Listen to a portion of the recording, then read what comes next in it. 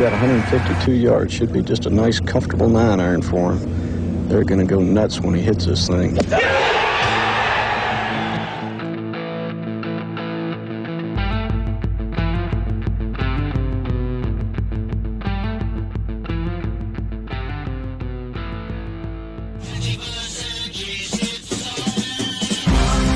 That's dirt. Yo, yo, yo. Ladies and gentlemen, golf fans all over the world, welcome into your Monday evening golf gambling podcast club. We're here. We just wrapped up the JDC. We're heading across the pond to Scotland this week, welcoming in my guests, coming to you live from the great city of Los Angeles, California. Welcome to the show, John Hasselbauer. How are you? Good to see you there, holding things down in a hotel room, joining us this evening. Yes, sir. We got both coasts covered this week for the Genesis. The PGA Tour has left the U.S. We're covering coast to coast. I'm out here just, work related. So it's not a full vacation, but it's good. It was actually a very interesting plane ride here because we basically took off as the John Deere Classic was concluding on the 18th hole. And I was like streaming it on my phone, and then I lost connection as Campbell was like putting to win for birdie, and it just like goes blank. And then I rapidly got on the Wi-Fi, missed like a hole, and it cut back, and Griot was like behind a tree on the playoff, and I was like, okay. Griot behind a tree, taking some weird drop, and then nuking one over the green, fluffing a chip, doing Emiliano Griot stuff. We would expect nothing less out of the John Deere Classic. Saw Ted in there with a yo. Ted, I know, one of the fortunate ones, I believe, to hit a Brian Campbell outright, like 250-1. You've gotten twice by Campbell this year. Did you had Griot as well this week? Yes, my arch nemesis now, I would say. I don't think there's anybody who's caused me more pain over the last couple of years than Brian Campbell. I can't think of anybody who comes close, actually, because I don't like to hedge much, and I actually could have hedged on like the tarmac. And I was looking at it, and I was like, this isn't worth it. Let's just let this thing ride. But you look at the odds, and it's like nobody's intimidated by Brian Campbell in a playoff, and they had the graphic like Griot's 2-1 in playoffs. I didn't realize both of his wins actually came in playoffs. So I was like, okay, he could do this. He's Griot, but he could do this. He's a veteran. He's been here before. He's better than Brian Campbell. But no, I got Campbell twice. Potgieter in Mexico. When Campbell pole hooked it into the woods, yeah, and it didn't kick out, I was like, okay, this is just like a divine intervention. Course correcting itself. He got away with one, but now he's out of the tournament. He's doubled here. We're good. Like, I'm gonna get mine. And just kudos to him, because it looked like it was off the rails, and he corrected himself. And when he's got it going, he's got it going. And he may hit it less far than I can, or anyone watching this can, but he gets the most out of his game. You got to respect it. I think we should please dismiss any Ryder Cup discourse. I saw some of that on Twitter. That is not what this is. But you can appreciate a two-time winner who has not played well at all beyond those 2 weeks, and just tip your cap to him. A two-time winner, the fighting Illini back in his home state. Unbelievable to say, a bit ironic and symbolic of kind of my betting season, in that the week that I go on a rant about maximizing and achieving speed, Brian Campbell comes back to win again. So just to show you can get it done, multiple ways to take the hair off the old cat in the PGA Tour. And Brian Campbell, congrats to him on getting it done. As always, before we kick off the show, I got to mention, proudly presented by the good folks over at Rotoballer. The promo code, as always, is LINES, LINES, 10% off any sub. Thank you to them for being the presenting sponsor of this show that brings it to you free, streaming on YouTube, X, Spotify, each and every week. So thanks to the good folks over at Rotoballer. Big week ahead next week as we head to Royal Portrush. But exciting to talk some of the Scottish Open stuff this week. I think it's probably one of the best non-signature fields that I think that we've seen all year, maybe outside of the Players' Championship. All the big names have made their way across the pond with the exception of a few. namely the Ryder Cup captain, who's been in some news this week. But Russell Henley, I think, is another name that I saw off the list. But we get an influx of DP World Tour guys that I'm not as familiar with. So I'm hoping that you can kind of guide me through some of these names and maybe have a take or two. Excited about the Scottish. How do you feel about it, John? Yeah, I love this week.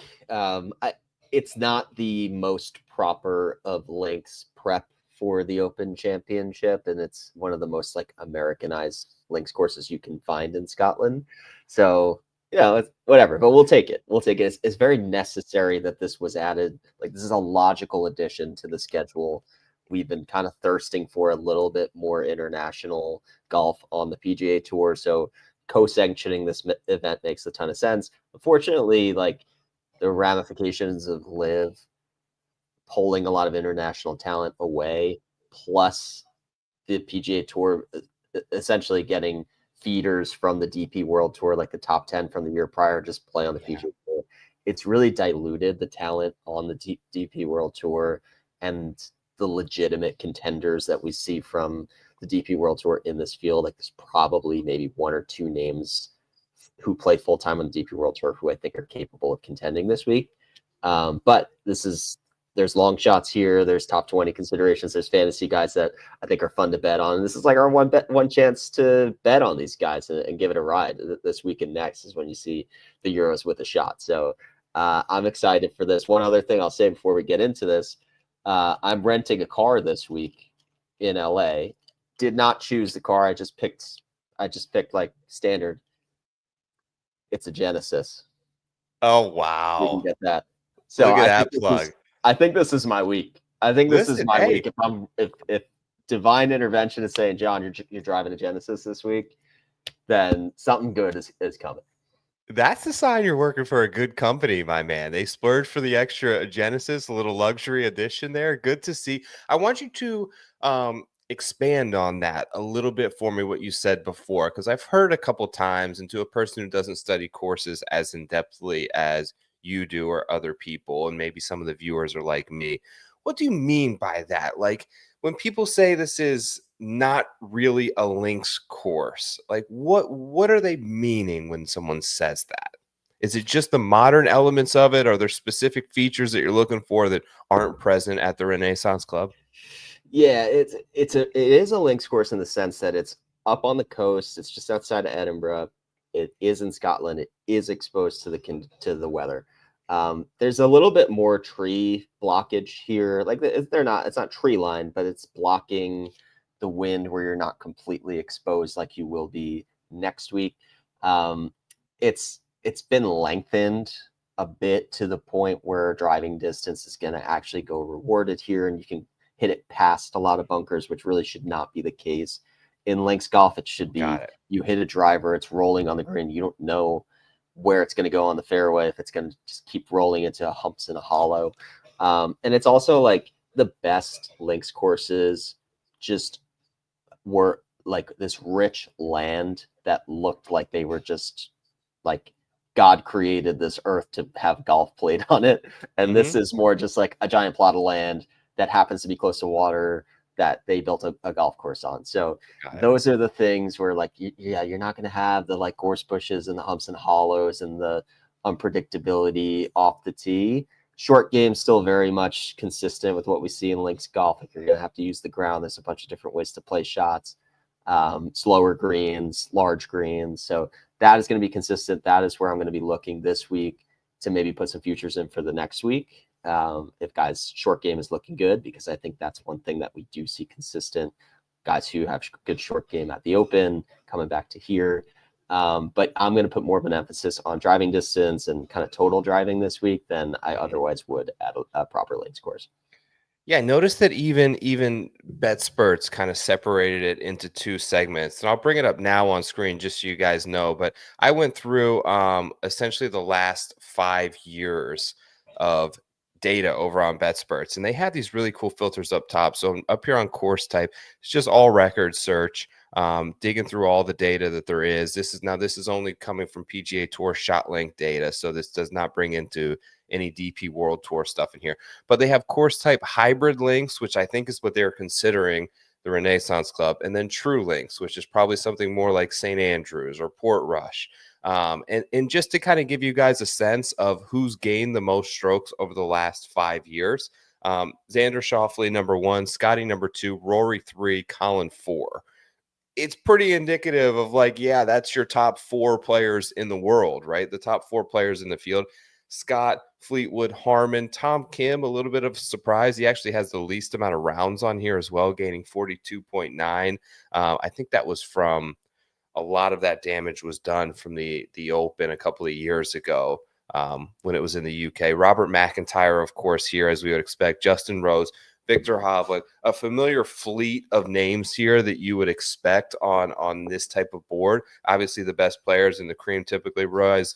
But, you know, what I noticed here is there's no, I think, one defining element across the board besides just being great all-around players that is overarching in terms of length, in terms of accuracy, and in terms of short game. You kind of get a good mixture of guys who have had success on links courses. Yeah, exactly. Especially on the hybrid links courses too. I think another piece factoring into that is if we keep going back to the Renaissance Club as our one like hybrid links Scottish Open venue year over year. This is an event where it is a little bit thinner in terms of like depth of field strength because half the field is DP World Tour. And again, it's just kind of operating as a feeder tour at the moment. So it's a little bit easier, I would say, to win an event like this than a full field PGA Tour event. And it may have the feel of like a signature event where there's all the top players here. It's a very top heavy field, but you don't have to worry about, I'll even say like a Brian Campbell having a career round and winning from the very bottom of the field. So there's pieces of that too, but I do think it's just a good course. Like links golf, I don't know how much links golf you've played. I haven't played like proper links golf in the UK, but I've played like Whistling Straits and like coastal wind exposed golf. And when the wind is really whipping, you have to flush your irons. Like if you hit a spinny shot not square on the face, it gets exposed. So ball strikers really do tend to separate when the weather gets up there. Yeah, I don't think I've really played any what would be considered true links golf before. Matt's in the chat says Terori or not Terori. We will get there, Matt. Just hang tight a little bit. We're going to dig into some kind of specifics on the course before we talk player by player here, particularly at the top of the board. So relatively new design, right, John? Tom Doak came in here and redid this. Tom Doak also was the course designer roughly around the same time of Memorial Park. In Houston, where we see the other PGA Tour tournament. 5 par 3s, 3 par 5s. It's a par 70 course. And at nearly 7,300 yards, that's pretty long for a course with 5 par 3s. And what's kind of interesting is I think when looking at a lot of these holes, like the opening 2 holes, for instance, 464, 493. There's it's really hard to develop a specific proximity bucket because to me it's so weather dependent. Those holes 464 can be driver gap wedge, that can be driver 7 wood for guys. And it really is 100% dependent upon the wind. I'm looking at a lot of long iron play because I think that's where we see the biggest bump in terms of percentages, but like I mentioned, it's very weather dependent in terms of how each hole will play. Is it a traditional like 9 out, 9 back in type of links course? Are you aware of any of that stuff? That I'm not as sure about. I do know as far as like course routing, when this was on the DP World Tour before it became co-sanctioned, I believe this was a par 71. Okay. And they converted a par 5 into a long par 4. So you'll see that some of the scoring was like super low.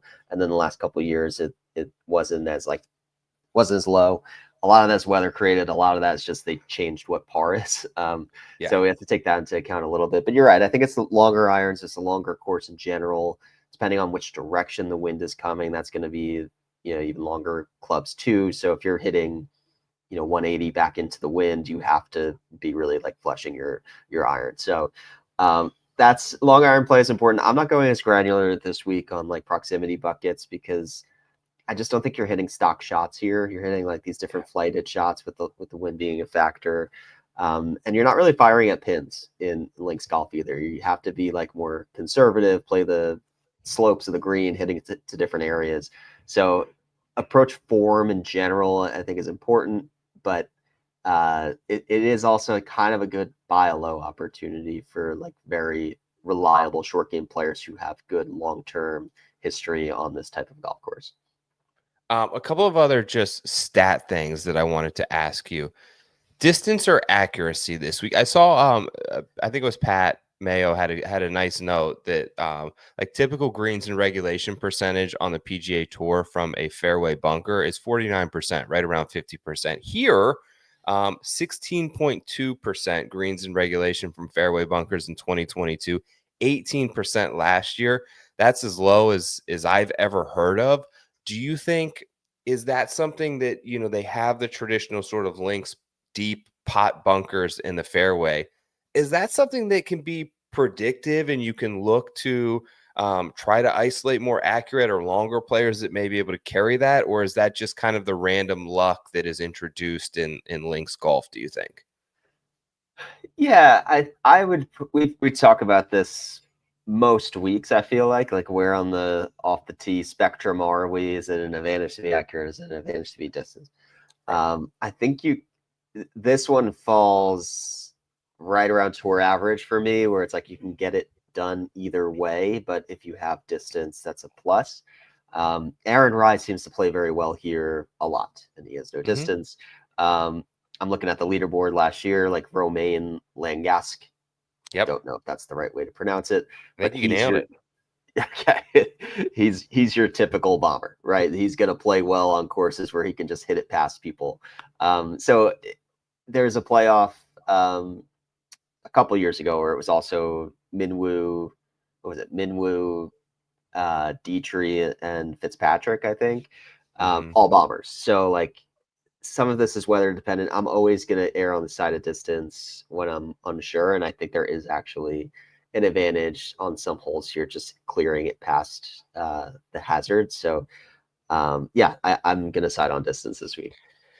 One of the other things that I definitely am trying to look at in terms of stat model, because it's a weird week for modeling because we just don't see this type of golf much, and it is so weather dependent. By the way, early weather predictions look very nice. It looks like they're going to be able to score out here in terms of about as good as you can expect. But I think one of the nuances, especially with Tom Doak greens, the size of the greens is lag putting. And you can look at this kind of stuff, 3-putt avoidance on slow greens because they are not overly fast surfaces by any means. So just kind of looking at, you know, the short range, how good are they from like 0 to 10 feet on slow greens, and how good are their lag putters? Some of that comes down to you know, less stat related and more eyeball test stuff for me when knowing some of these players. But is that something that you've kind of put into your model? And if not, is there anything else that you sprinkled in as a little special sauce in the model?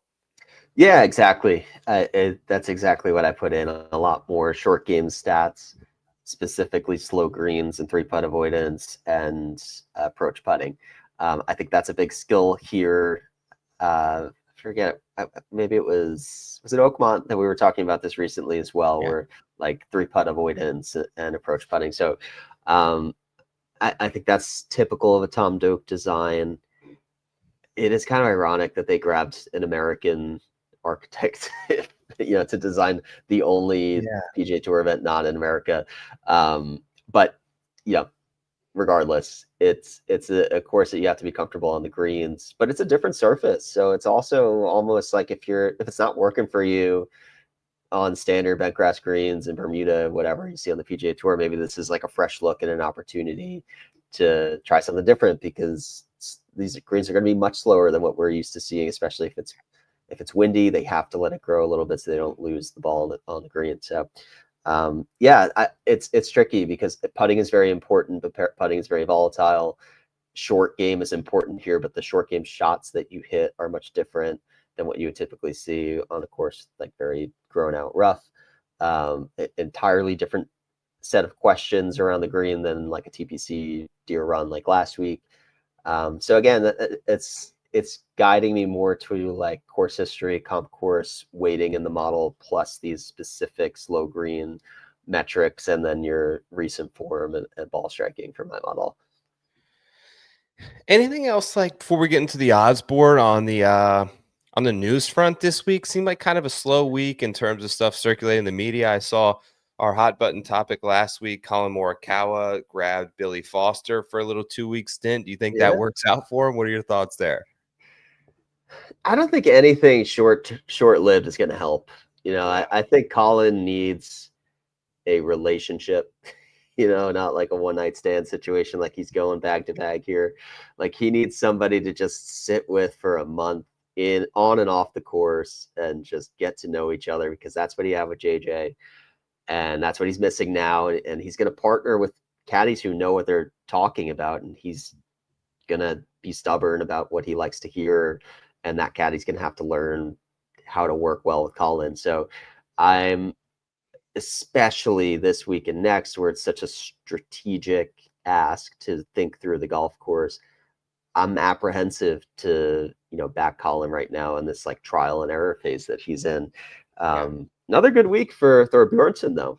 You know, last week, him and JJ still battled back. He wasn't really in the mix, but he just seems to always play well at TPC Deere Run. So I thought that was interesting. One other topic I did want to talk a little bit about is rollback, because I feel like that kind of came up like, okay, we don't have to roll the ball back anymore because Brian Campbell's winning PGA Tour events. And like, I feel like we've lost the plot with rollback. And I want to talk with you about that, because I have some thoughts in it, and I can't remember where you stand on this debate. But it feels very like prescient to talk about it now, because Brian Campbell is a 2-time winner on the PGA Tour and hits it less far than everybody else. So my feelings on rollback is we should not be thinking about any of this in the immediate. I don't really want to hear about the implications of rollback next year if it gets applied next year. Rollback is a preservation of the game from getting out of control. It's preserving Pebble Beach as a venue that we can continue to go to, and preventing us from being a generation later and everybody hits driver onto the green and we've broken contain and can no longer have a competitive event at Pebble Beach. Same with St. Andrews. We've already crossed that line.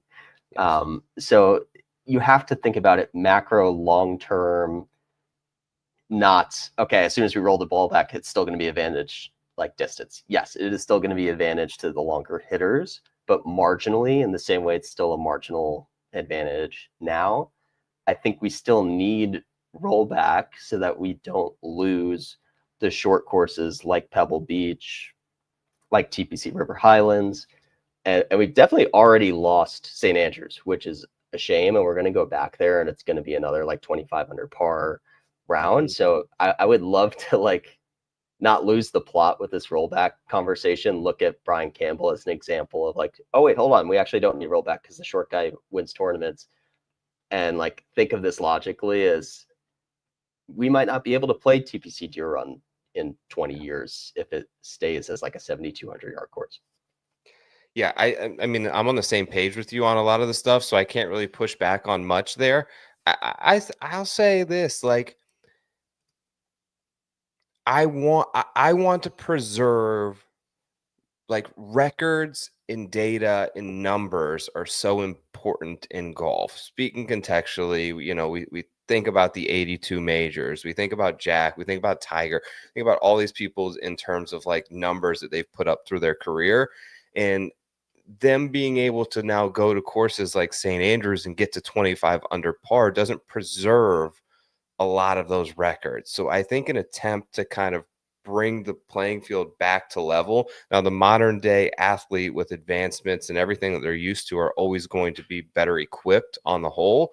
But yeah, I think that it could be helpful for the game. I think that you're right. The longer hitters may even have more of an advantage once they actually enact the rollback. Now, I don't know enough to have a take on whether I think it should be the ball, whether I think it should be the driver. What I don't think should happen is a universal rollback for someone like me or someone like you to have a set of equipment that has now made the game harder for us, made the game longer for us.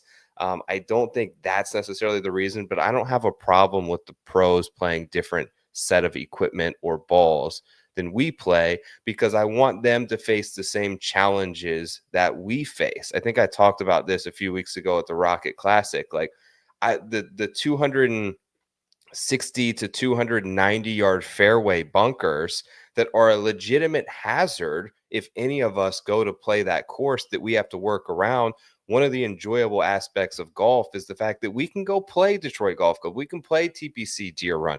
We want to see them face the same or a similar set of challenges that we do, and having all of them just fly at 295 over that isn't necessarily it. It doesn't necessarily hit home for me. So I think on the whole, I'm pro rollback. I'm not far enough into it to give specifics on exactly what the answer to that question is, though.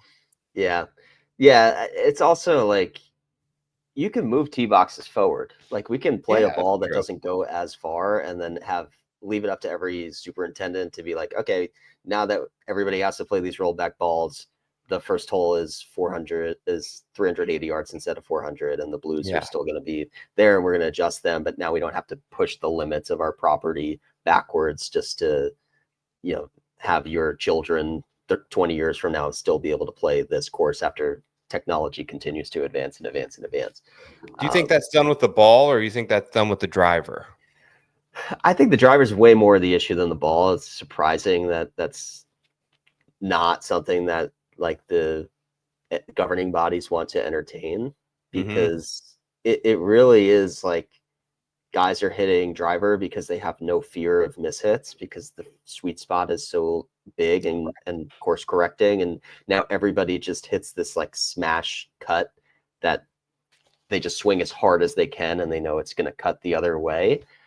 Whereas like, if we had the 18th hole in a playoff and you had a smaller driver head, and if you hit it off the toe, it's actually going to react like you just hit it off the toe, then we're actually going to feel the nerves as viewers.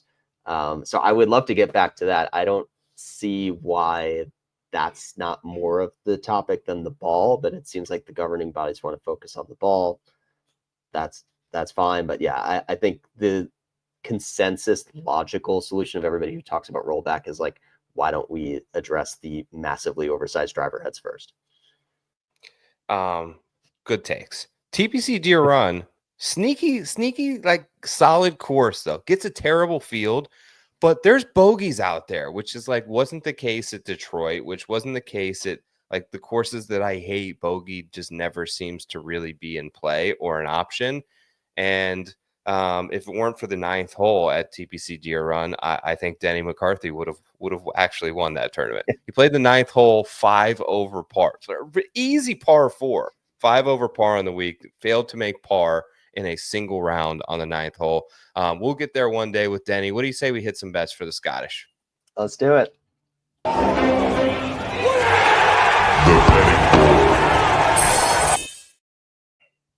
All right, top of your odds board at the Renaissance Club. There, of course, in the image is the epic shot that Rory McIlroy hit on the demanding 18th hole to win a few years ago. But the favorite this week should be of no surprise, Scott Scheffler, 4-1. Rory right behind him at 9-1. Then we're going to jump all the way up to the 20 range, and you get Tommy Fleetwood, the third man on most odds boards this evening at 20-1. Morikawa, Schauffele, both at 25. We get Ludwig 30-1. Like Ludwig should have won this tournament last year. I think that might get being slept on by too many people. Your defending champion, Bobby McIntyre, 33-1. Justin Thomas, 35. Victor Hovland, coming off a withdrawal at the Travelers Championship with a neck injury, seems to be having himself quite a time in the news lately. Good for Vic. Seems to be healthy. 35-1. Those are the favorites to win this week. John, give me a take or two on one of these. Let's start with, someone asked a question in the chat. Let's start with Rory. Is this a number you would consider betting? Do you think it's fair? What do you think of his chances to sort of get his season back on track overseas? Yeah, it's a good question. I feel like I'm kind of skipping past the single digits this week, but more just because it's more fun to fill out a longer card. Like, would I be shocked if Rory won this week? Absolutely not. He won 2 years ago. Looked to be back to himself at the Travelers. We had a lot of concerns in this tailspin he was in after winning the Masters, and he finally looked like himself again. That's at the River Highlands, and now he's back in the UK. Sure, he's looking ahead to next week. Let's see how much that weighs in on him now. Like a major in Ireland, like a chance at redemption after the quad on one. He like never actually had a fair crack at that tournament because he played himself out of it after the first hole. So I know that he's dying to get back there, and that's going to be on his mind. That would maybe be a reason why I overlook him here. Roy's been one to practice shots for the look ahead at the week he's in, so he may be trying like actual proper links shots as prep for what he knows he's going to have to do the next week. That would be my concern here, but I'm not going to talk anybody out of betting Rory because we know that distance is advantageous at a modernized links course like this. He's gotten it done here before, and he looks like he's gotten it back on track. Scheffler, I'm not going to bet it. I'm not going to bet him. Do I bet the without Scheffler market? I'm actually seeing a lot of like without the top 5 markets, which is nice. That's more palatable for me. Scheffler's had a mixed bag here. He doesn't do great in unpredictable conditions. However, this looks like weather's not going to really intervene that much. That could change at a moment's notice. But I do fear Scotty Scheffler a lot more on a like weatherless track like this if it is like super calm. Yeah, I don't think where he's going to get waived out of this, but 4-1 on any links course is still a tough number to back. The stuff with Rory, so I'm not going to bet him here. He does have a first and a fourth in the last 2 years here. Obviously the win, and then followed up with a T4 last year. I was actually more encouraged by how he played at Oakmont than I was at the Travelers. Now I know he finished like 6th at the Travelers, but he did it by gaining 7 strokes putting. Him gaining 6.2 off the tee at Oakmont was, I think, what Rory needed to see. And that was like the medicine for his.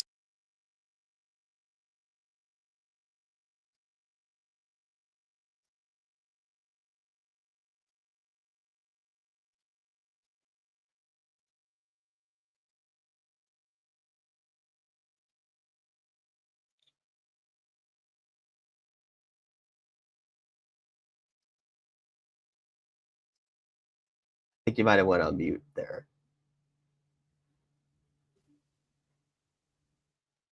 Mike back? Yes, you're back. Okay. I didn't know if that was my wife or not, but I lost you for a second.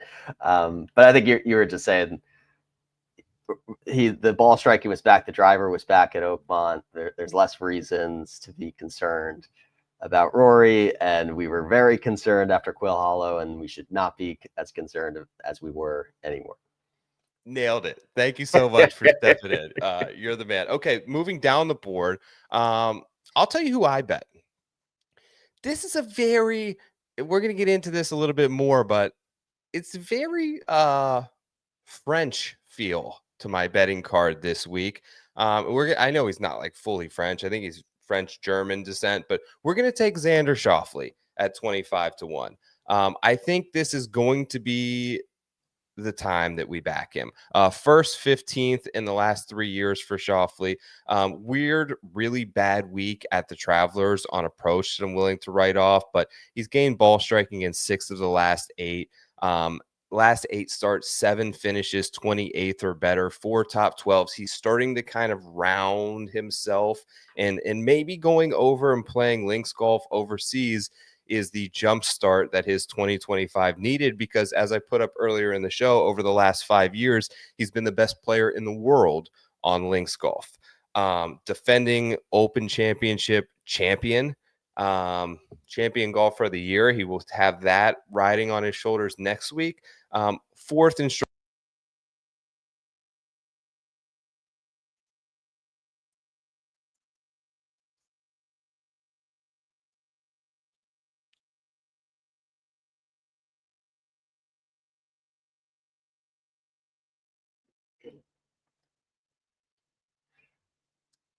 Yeah, I think you might have cut out at the end on that one again.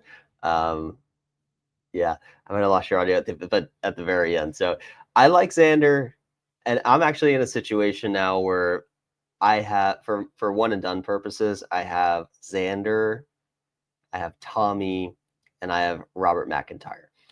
And I am trying to figure out who do I roll out this week, who do I roll out next week, and basically who do I save for the FedEx playoffs, because I have to use those three guys between those next three events. And I personally am leaning towards McIntyre this week, but I think everybody will from a one and done standpoint. Like, I'm concerned that we might have like a 30% Robert McIntyre situation.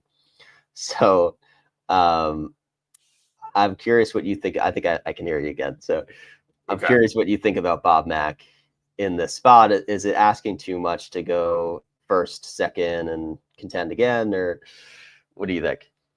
Where are you still in the top 50? I am. Yeah, I moved up like 2 places last week. I had Denny, and he was like a T11. So that was the right call. No, obviously, nobody was on Campbell, and the chalk last week was like Davis Thompson and Ben Griffin, who did not do well. So we're still very much in the hunt, not trying to be contrarian for the sake of being contrarian. I can almost guarantee that Bob Mack is what everybody else who's in the same position I am right now. They've been saving him for this week, and it makes sense to play him this week. I might bet him too. I mean, I don't think 33 is a bad number considering how much he gets up for this event. The crowd wills him on. He's proven it twice in a row, and before it was even on the PGA Tour, he's playing well here too. It's not a horrible number. I wasn't going to be shocked if we saw him in the 20s. So, like, I'm okay with Bob Mack at 33. Yeah, it's not bad. You said you have Fleetwood left as well? Yeah, as I talk through this right now, I will probably go Bob Mack here. I will go Fleetwood, Xander, or Tyrrell Hatton. I like Tyrrell Hatton a lot at the Open next week. I'm going to pick one of those three next week, and then I'll have for St. Jude and Caves Valley, I'll have Tommy and Xander to choose from for those two. I think that's how I'm plotting this out. Okay, so I kind of like Mac there. I don't mind it. Okay. I never get too excited about it, but I know you've been pretty high on him in the past couple of weeks. So I think I'm going to roll with him. All right, we'll keep that in mind. We'll all be rooting you on. We want to see the tweet out before the tournament starts when you lock in your pick. Next kind of section of this odds board, Matt Fitzpatrick is really popular this week, John, 45-1, and with some good reason. You have Burns, Connors coming off withdrawal also. Straka, Adam Scott, who finished runner-up at this event last year. Ryan Fox, who's been on a great run. Spawn, Rye, English, Pendrith, Clark, Hall going up to the 70-1 range. Anyone you like kind of in this sort of mid portion of the odds board?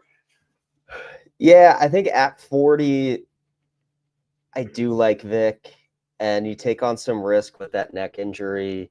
But as you said, like, he's been pretty, he looks unbothered by it. I follow him on Instagram. He's had a lot of posts that are going around social. Like, he seems unbothered. And I know he's been playing Lofoten Links all the time. Super windy course, amazing course in Norway. He knows, and he always plays well in the wind. He consistently, all of his wins are on the coast. He dials it up in the wind. He credits it to being a great ball striker.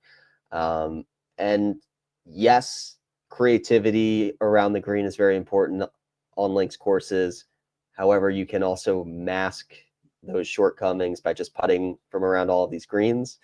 His lag putting is not the best. That was kind of his demise at Oakmont, but it's something that, like, I think you can get away with being a terrible chipper at a course like this. So I kind of like Vic. Fitz is a very popular play this week. He got in that playoff at this event. I think when Minwoo won it. Turning it around, needs to turn it around to get on the team at Bethpage. Think he's actually done a lot over the last month to prove himself worthy, maybe taking a spot away from Justin Rose with how he's played over the last week. Good fit. Like, you look at his numbers here, he always putts well here. He hasn't putted great this season. This seems to be like a good get back into form kind of situation. to the Fitzpatrick we're used to seeing on the greens. And Harry Hall, 70-1. Sign me up. The guy's been on fire. I was kind of throwing dirt on his name last week, like 2 weeks ago when he was priced as a toss-up with Hideki Matsuyama at the Rocket Mortgage, and they pushed. So you know what? It's not that ridiculous. Maybe he's as good or better than Hideki Matsuyama. You're getting him at 70-1. English bloke, great short game, not the best ball striker in the world, but he's actually turned that up a little bit too in recent weeks. So just in complete control of his game, finishing top 10 every week over the last month. So not your traditional British, like grew up, played there, lives there kind of British player, but still like familiar with these conditions. I like him as a long shot this week. You mentioned you got Victor at 40. Yes. Okay. If there are 40s out there on Vic, I will be in. Assuming that we see some stuff, that'll be the next play on my card, probably tomorrow. I thought about Fitzpatrick. There are a lot of really good reasons. Obviously, he led the field tee to green at Detroit a few weeks ago. He's the number 1 ranked putter in the field when I did filter in slower greens. Kind of settling in on those swing changes. Won the Dunhill Links less than 2 years ago. And you know what? Here's kind of a sneaky one, actually, I found when looking up stuff on Fitz that might be like a decent course comp here. Marco Simone. So I was just looking back at Fitz because Fitz has played pretty well at Marco Simone over the years. And I was looking at the 2022 leaderboard from the Italian Open, which was at Marco Simone that year. Bob McIntyre, Matt Fitzpatrick, Rory, Aaron Rai, Victor Perez. They've all played really awesome at this course. So maybe a little bit of a link there. I haven't made the plunge yet on Fitz. I'm a little leery. You know, I've been kind of on a cold streak. I'm a little bit leery of going in on like the hottest tipped guy of the week, but we'll see if that price kind of continues to float around out there. One of the guys I did snag, Harris English, 70-1. Been playing pretty good golf. Second at the PGA Champ, T4 at the Travelers, 12th at Memorial. He's hitting like 68% of fairways over his last 6 starts. Gained in every single one of them off the tee. The long iron play, I always feel like is pretty sound, or it can be sound for Harris English at least, because anyone who can win at Torrey South can hit his long irons pretty well. Not a great links or Open Championship track record, but he's a really good lag putter and putter in general. Rated top 7 in any sort of putting filters that I looked this week. So can be a decent long iron player. Always plays very strategically and understanding what are the spots to miss that I can get up and down from.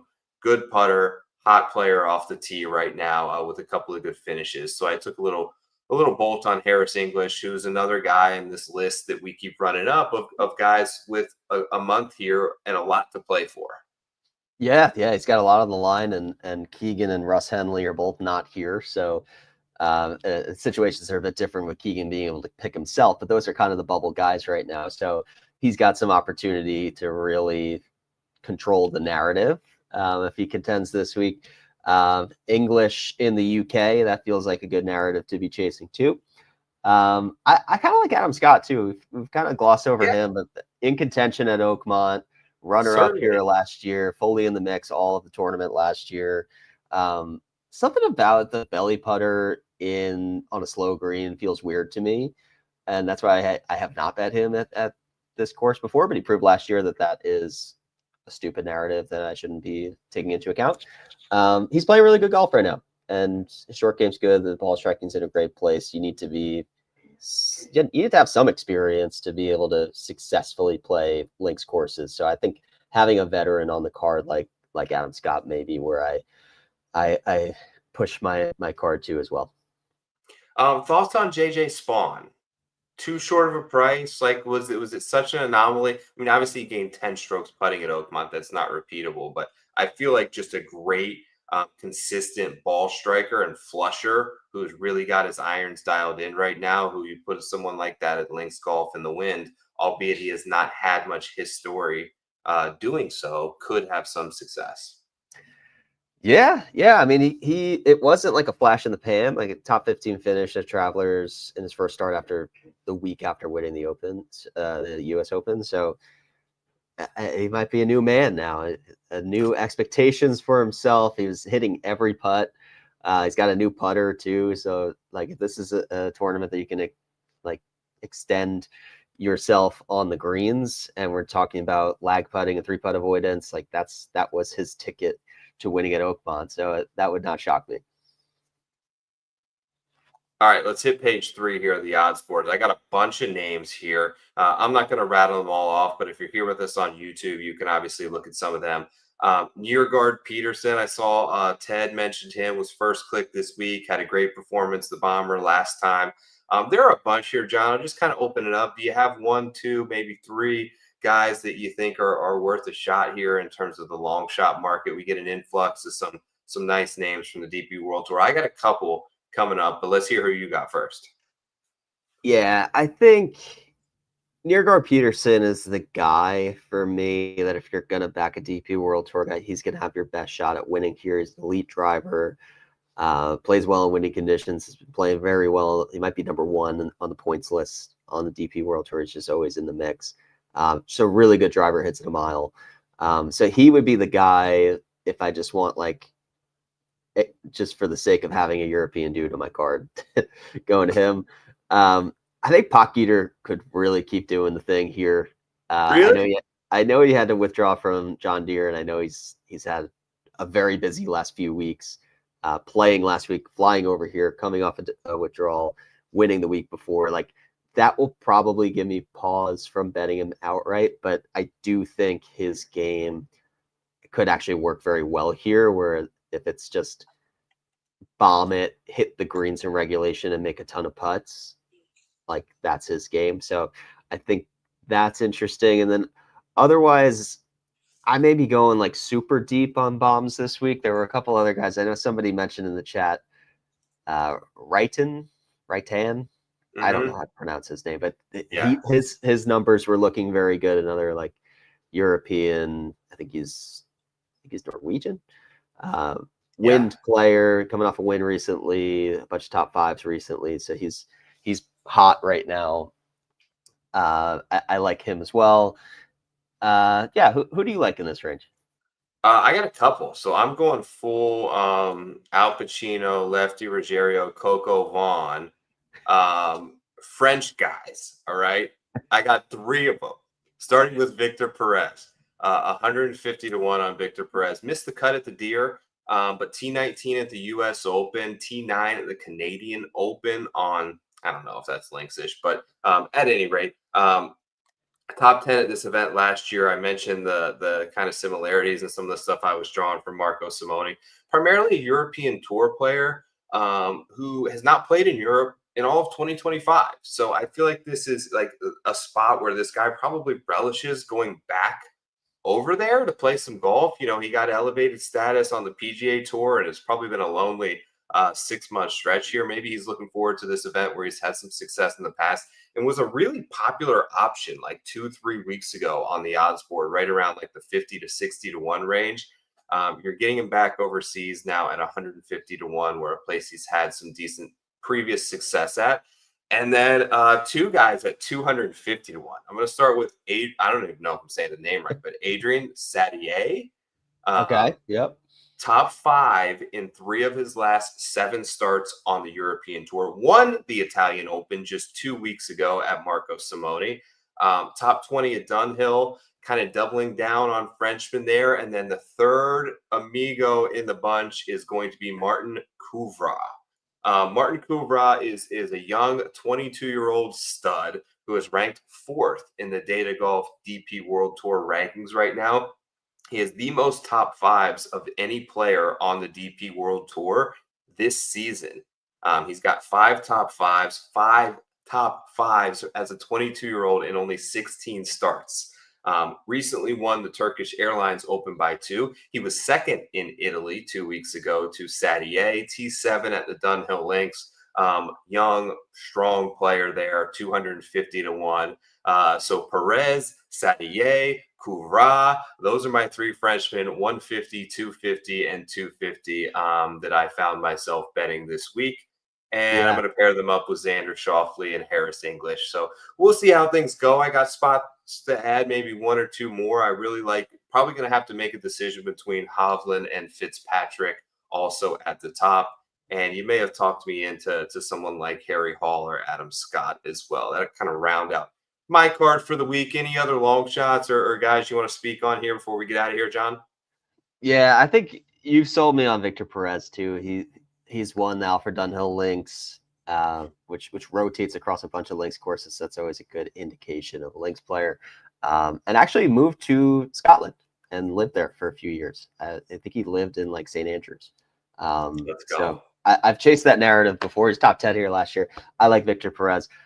One last one. I don't really know what to do about Eugenio Shakara. I thought about it, man. It's his first start. Man. Like everybody on Live talks about this guy like he's the best under 25-year-old golfer in the world.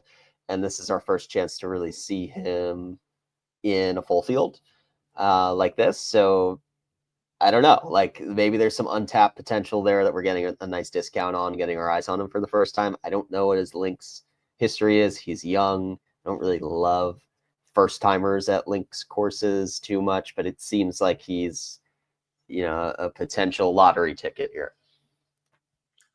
He won the St. Andrews Bay Championship and Asian Tour event. That was in Scotland in 2023. He won the 2025 Hero Indian Open and he won Live Bangkok in 2022. So not bad. Italian Open. Marco Simoni a few weeks ago finished T7 for Mr. Chikara. Missed the cut at the PGA Championship. This will be his first ever official PGA Tour start because he went right from college and essentially signed with Live. But there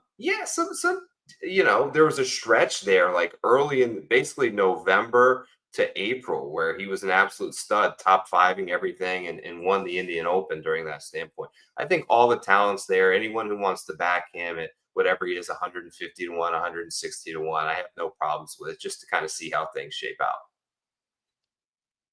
Yeah. I actually haven't placed any bets yet. I got to get familiar with my California options out here where I got to open some accounts. But my I don't card know if you have any, dude. Are there even any options? I have no idea. I may be. I think California is on lockdown, brother. You may need to make a call to me or talk to your boy in New Jersey, the street. Yeah. Logistically, it's been hard to get the bets in. But whenever I do, I will be looking at guys like Fitz, Bob Mack, Hovland, and Hall and a bunch of bombs. So since I'm starting 30 plus, it's probably going to be a longer card for me. And you just kind of hope that the elites are here to prep and look good, but don't quite get it across the line. That's what I'm hoping for. John, always a pleasure to join you. Thank you for coming to us from the other coast this week. Sorry about some technical difficulties with my internet. We're in stormy season here in South Florida, and it has hit pretty much for like the last 6 days. It's been brutal. But as always, you are the man at PGA Tout on Twitter. The best preview article in the game is out now. My article for the top 10 players to watch for the Scottish Open is completely free and out now as well.